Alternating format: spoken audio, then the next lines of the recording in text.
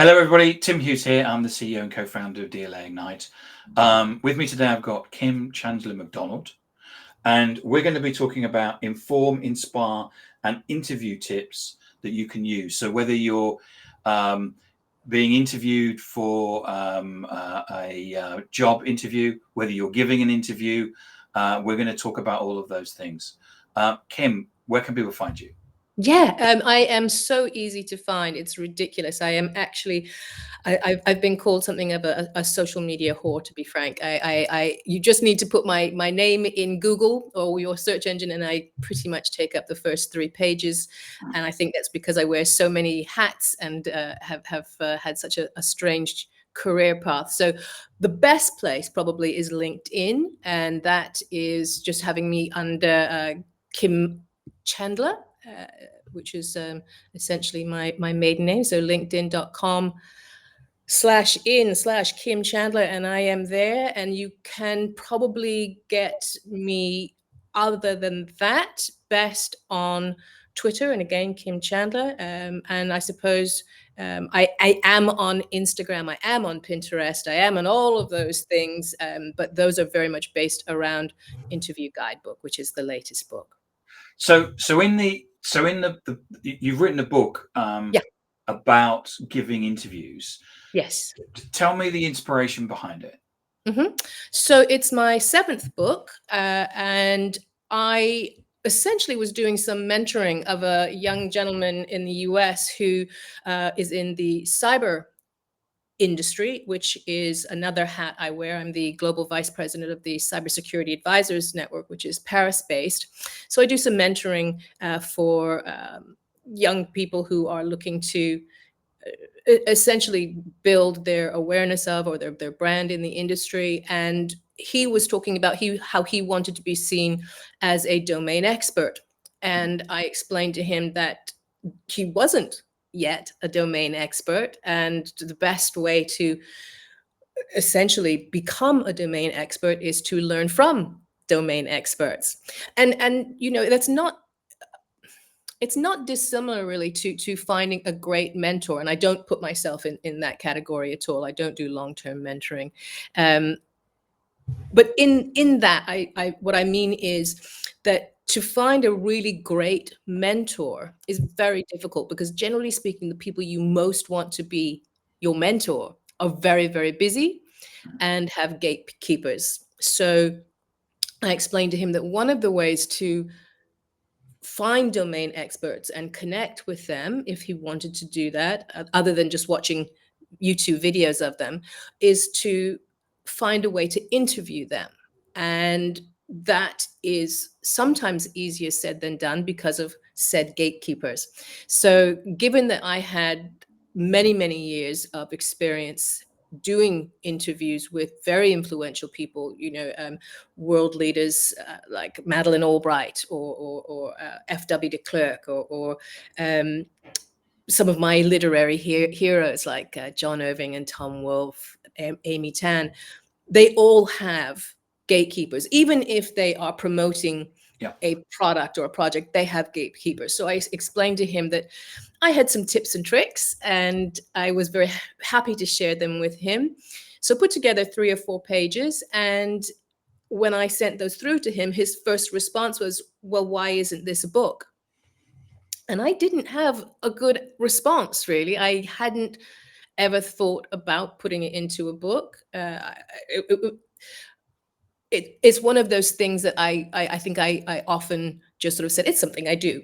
And so from there, I began to write down my tips and tricks. And I thought it would be a little paperback, little guide, you know, and sort of one of those handouts you could give away at meetings and whatnot. And it eventually turned into 300 pages of, it's a real deal. It's a real book.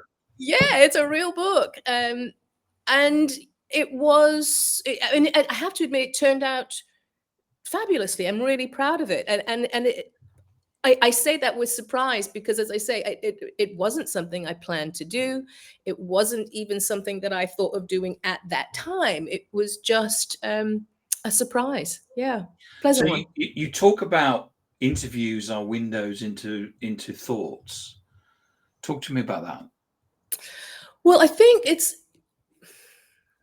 interviews are conversations to my mind, and or the best interviews are. They're not. They're not aggressive. In fact, it was funny. I was looking at the phrase that you used to introduce or to promote the book, the interview, and you had said that Kim argues that the interviews are not just a series of questions. And I thought, do I? And I did a word search and thought, no, I don't use the word argue at all in the book. And I don't use the word argue because I think that to be connected and to be present and to be really involved in the conversation is an amazing opportunity to connect. It's an opportunity to find synergies and similarities and bridges between yourself and the interviewer or interviewee, depending on which side of the table you're sitting, and also with your audience as well.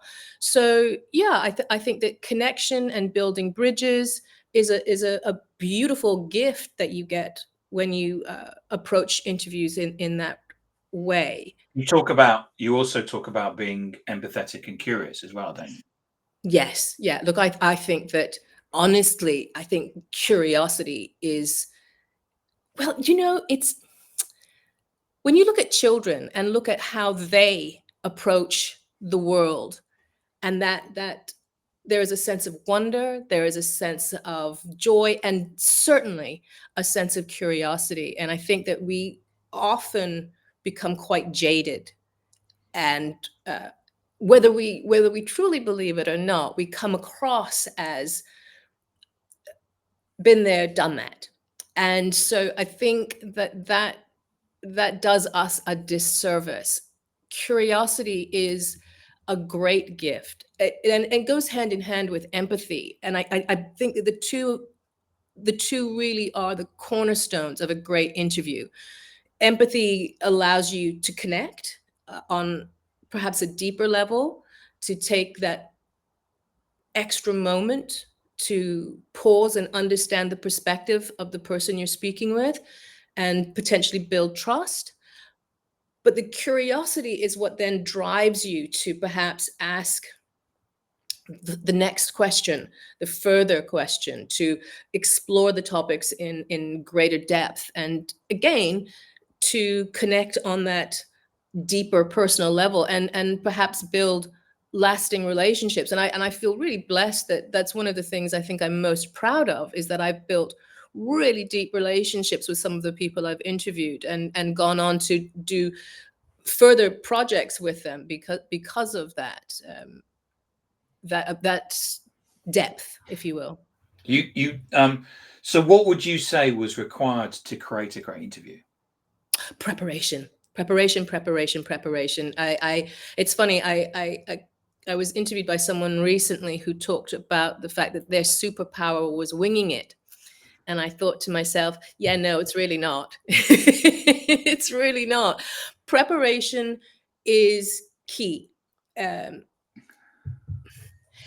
It first of all does you the service of knowing what you want to get out of the interview before you go into it. And in doing that, you're able to relax a bit more. It's not dissimilar to a jazz musician, a great gifted jazz musician who can improvise and riff, but they can do that because they know their scales, right? They know their instrument left, right, and backwards and forwards. And then they can go and improvise with other people who are also at the top of their games, because they're all there because they've done the work. So for me, from the interviewer's perspective, preparation is key. From an interviewee's perspective, preparation is key. It makes sense to do some research on the person who's doing the interview, so that you have an idea of who their audience is, what their pace might be like, what their style might be like. I think it also depends on what your purpose is. If you are looking for a job, doing the research gives you a far better chance of getting that second interview if you know something about that organization or that department that you can sprinkle into your conversation. If you are, for instance, a founder or an entrepreneur, it doesn't make any sense to go into an interview with a potential investor if you don't know what they might necessarily invest in, typically. I think you also show respect for the other person involved by taking the time to learn about why they're on your show. I think it's a quid pro quo, and I think it shows a great deal of respect to do so. And you're doing somebody a disservice by not doing your research, to my mind. I totally agree. I think I find it amazing that I mean, you turned up 10 minutes early to this, 15 minutes early, you know, and it amazes me, people that turn up 2 minutes late, they're in a noisy environment, and it's like, this is about showcasing you, not me. Right. And they seem to have I don't know, they just seem to have the thing the wrong way round. And you know, I you know, there's people who do interviews on the TV who say that, and you know, this interview is only like 5 minutes, and it all seems to flow. But they said, oh yeah, it took me 3 days to do that. Absolutely, absolutely. And there is sort of a golden rule of, you know, at the very minimum, an hour for every minute, and that's the minimum. But absolutely, you know, for instance, when I had to interview a fascinating person, Brian Greene, who is a professor of quantum physics. He is generally he's known as the string theory guy, who talks about string theory using sliced bread as a metaphor. Now, I must be very clear and say, I am not a physics, I am not quantum anything. And I was asked to do two things: review his book, which was about quantum physics and the string theory, and then interview him. And I thought, well, so the amount of time it took me to get even partially through the book was ridiculous. And then obviously doing further research and whatnot. And it turned out to be a really beautiful interview, because I was able to, because I'd done the work, I could say, first of all, be very honest. And I think that's another thing that is very key is, you know, we perhaps overuse the word authenticity, but I think you really must be honest. And if you don't understand something, say so, because it's quite likely that your audience doesn't understand it either. So you're giving your audience the permission to not understand. So I did say to Brian that I apologized and said, I managed to get about a third of the way through before my brain just froze, and I couldn't. But in that first third, what had really resonated with me is, as I understood it, that for him, the most important part of string theory was not the strings, but was the space between the strings. That was where, for him, the interesting things happened. And I said that in a former career, and I've had a few of those, in a former career, I was a performance poet.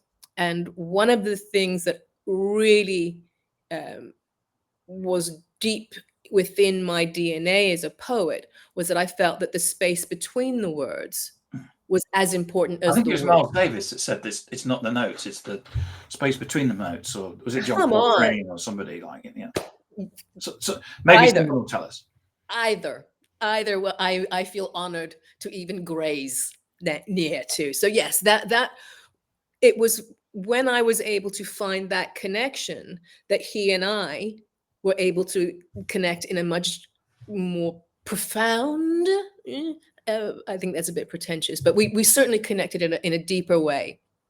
So I'm going to put the URL up of the Thank interviewer's guidebook and just leave that up there for people. Brilliant. Which is one of the things that you've done is in addition to the book is create a checklist of things, and I've been through it, and it's great because it's got the preparation checklist, a checklist on your questions, the questions that your first 3 questions, etc., etc. And so it's a lovely checklist of things that you can do.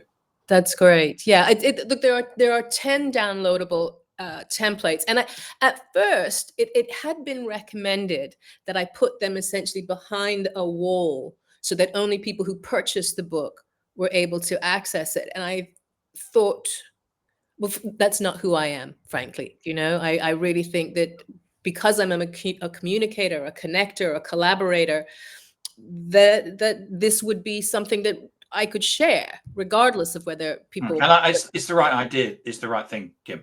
Because the thing is that if people come to them and say this is really useful, they're more likely to buy the book rather than the other way around. I would have thought.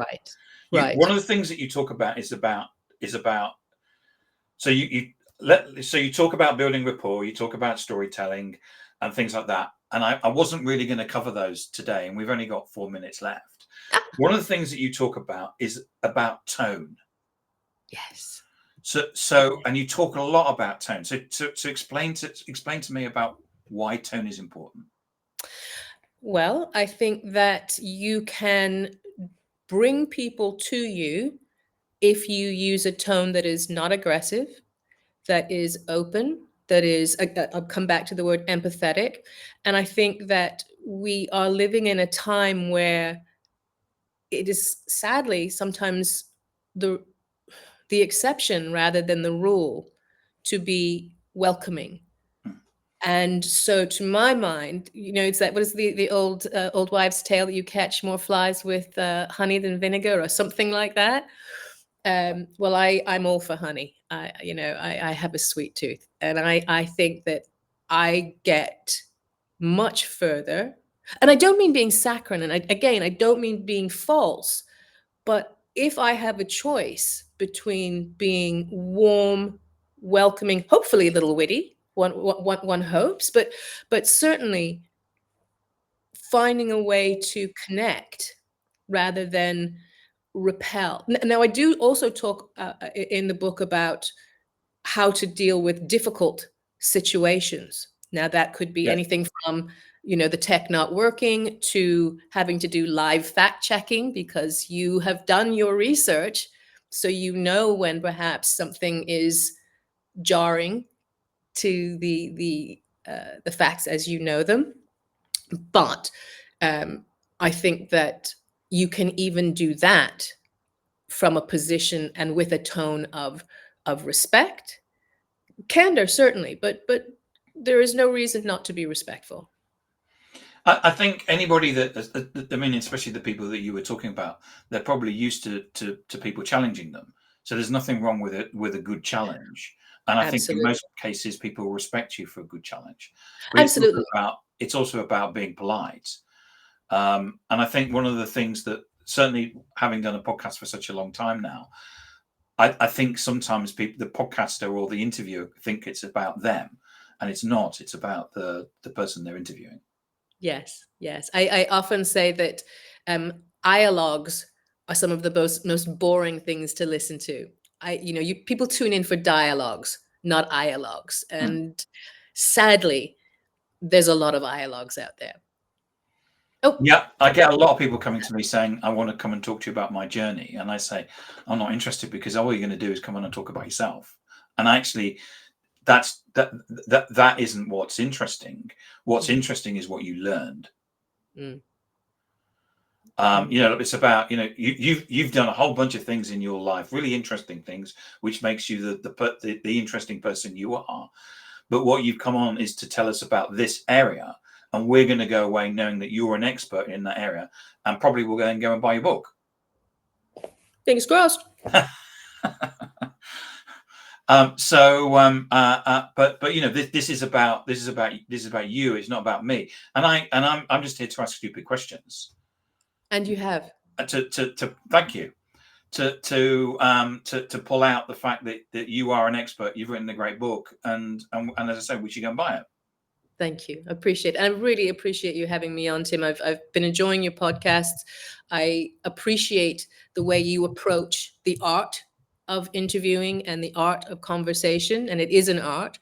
And there's a reason that you have the listenership that you do. Again, I really appreciate you sharing your time with me. So, Kim, where can people find you?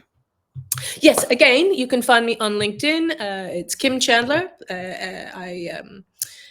Super easy to find. The book can be found at Interviewer's Guide. You have the URL there, or did have. It's the templates are there for you to access. And again, just I'm so easy to Google. It's ridiculous. It's rather embarrassing, to be honest. Kim, thank you so much for coming on and talking about your book. Fascinating, and a completely, you come at it from you're not coming at it from a recruiter's point of view. You're coming at it from someone who's interviewed someone like Madeleine Albright. So it's quite different, but useful resource at the same time. So thank you. Thank you. Thank you.